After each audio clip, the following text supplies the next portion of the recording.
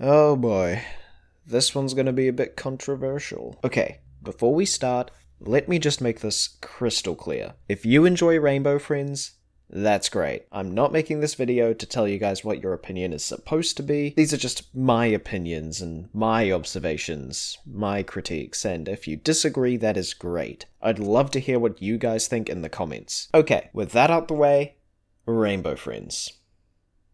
This game kind of sucks. And I'm not just saying that because I died in game, therefore game bad. I actually tend to die a lot in games, even games I really enjoy. So the problem isn't a skill issue. I have genuine reasoning behind why I think this game is poorly designed and honestly not scary in the slightest. Hello everyone, my name is Skit, and today we're going to be looking at Rainbow Friends, a Roblox horror game that had a lot of potential, but completely screwed itself over. Let's jump in.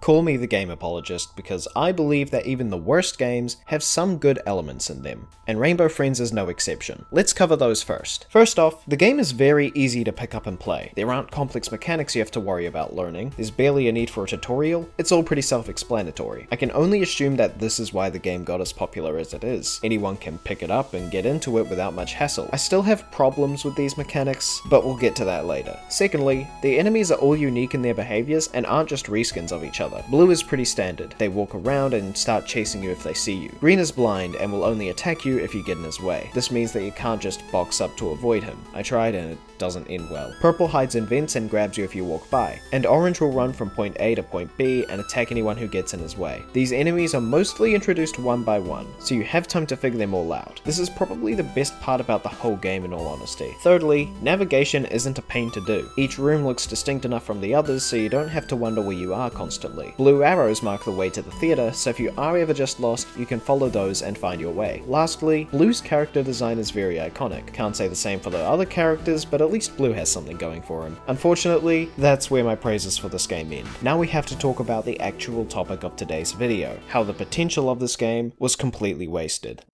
Let's take a moment to acknowledge that the button mapping in this game is kind of garbage now, because I couldn't fit this part anywhere else in the video. C is to crouch, and B is to use a box. Yeah, okay, cool, alliteration.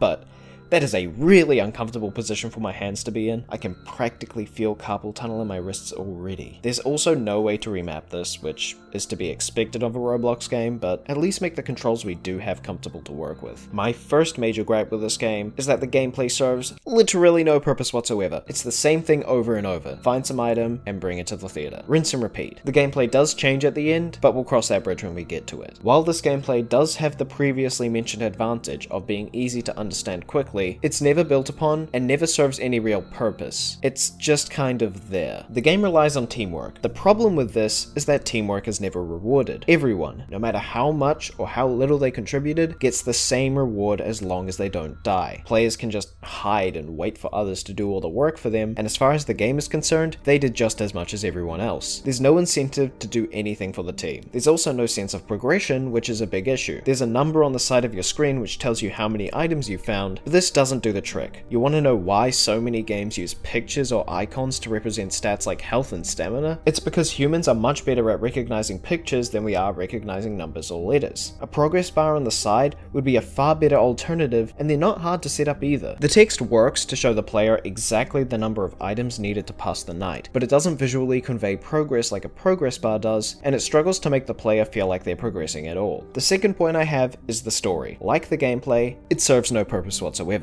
The entire thing can be summarized in 2 sentences. You are on a field trip to go to a theme park, but got lost and are now stuck in a strange facility. You perform some tasks, and then you can leave. Okay.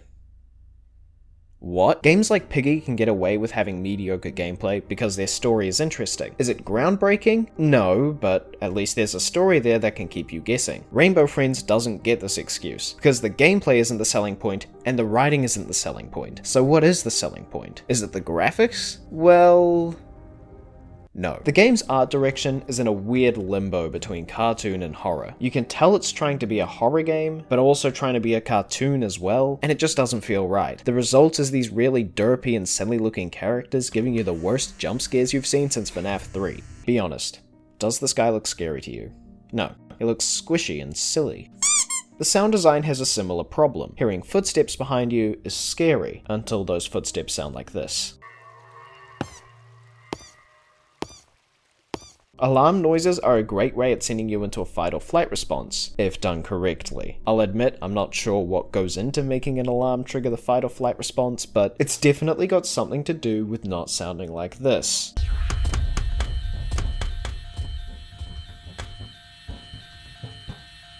Just to be clear, there's nothing wrong with the game's art direction being silly or cartoony. However, if you're trying to make a horror game, you can't use these kinds of styles because they aren't scary. Horror is a weird genre because rather than being defined by its gameplay, it's defined by its art, its animations, its ambience, its story. The developers should have either gone all in on scary or all in on silly and cartoony. There's nothing wrong with going for either of those vibes, but trying to have both in the game at once hinders it, and any atmosphere the game had is completely ruined. The two conflict far too much to ever work together. Now I know a lot of you are probably pointing at Poppy Playtime right now, going, that game is scary and uses cartoony characters and environments, what's the deal? And to an extent, you're right. Poppy Playtime is genuinely scary and also has some cartoony characters and environments. The difference between Poppy Playtime and Rainbow Friends is that Poppy Playtime isn't trying to be this goofy, silly game at the same time as being a scary game. It knows what it is. The cast of Rainbow Friends all look super cartoony and often awkward, while the cast of Poppy Playtime hit the uncanny valley. The environments in Rainbow Friends are trying to be vibrant and fun,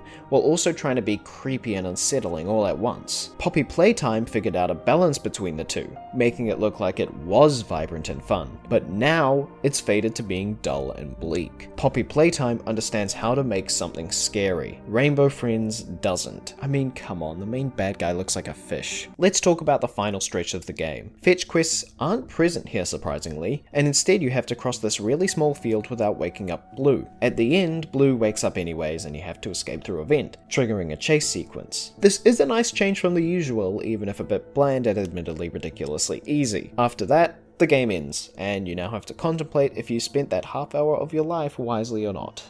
Spoiler alert, you did not. You could have spent that time with your family, going outside and touching grass, subscribing to LifesASkit on YouTube, which you should all do, but instead you spent it outrunning the inflatable guy outside your local department store and knockoff buddy from Dinosaur Train. Joking aside, it's really disappointing that this is how the game turned out. The game could have been amazing. I really want to like this game, but there are too many problems to ignore. There are too many cut corners, too many poor game design choices, and the story might as well not even exist. But the worst offender is that the devs don't understand what makes a scary game scary. On the off chance that one of the devs is watching this video, fix at least the conflicting styles issue. Because of how much the two styles clash, the entire mood of the game is kind of just let down. Please just pick a style and stick to it. Also, maybe don't make your jump scares look like, well, this. Again, to reiterate, if you enjoy this game, good for you. I'm not here to tell you why you shouldn't play the game, why you shouldn't enjoy the game, whatever. I'm here to talk about the game's design, the good and the bad. It just so happened that there was more bad than good, and that's really unfortunate. If you enjoyed or found this video informative, feel free to leave a like down below. You can also subscribe to see every video I upload appear in your notification box. I also have a Twitter, so feel free to follow me over there if you want to. That's all from me today. Thank you for watching, and I'll see you next time.